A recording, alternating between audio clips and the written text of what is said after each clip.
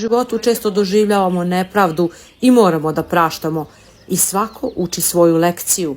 Neko je možda sebi tu skratio put, ali će na nekom drugom mestu sigurno morati da se nauči strpljenju i trpljenju i da stajati duže zarad većeg cilja ima i veće duhovne blagodati.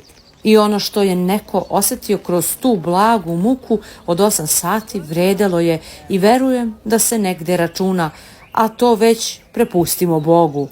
Na nama je da shvatimo poentu puta kako u tom danu, tako i u životu.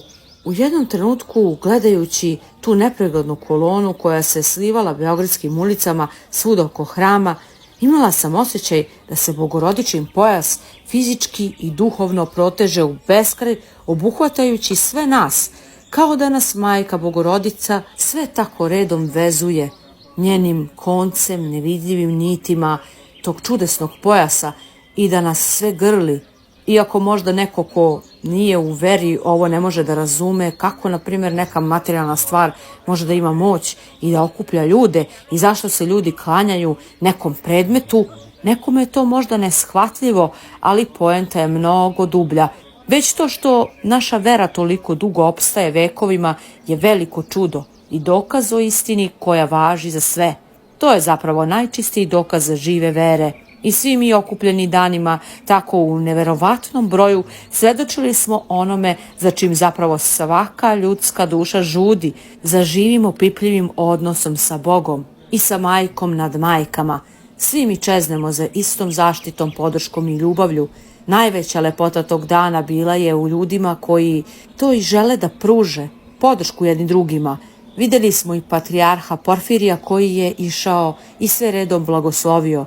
Slava Bogu. I upravo je i bila čar u tom dugom čekanju, u molitvi koju smo izgovarali.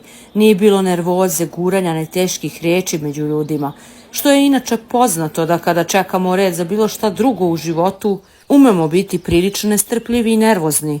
Ovde se osjetilo neverovatno jedinstvo koje bi trebalo preneti i na sve ostale segmente naših života. Taj mir, to smirenje, to strpljenje sa ljudima.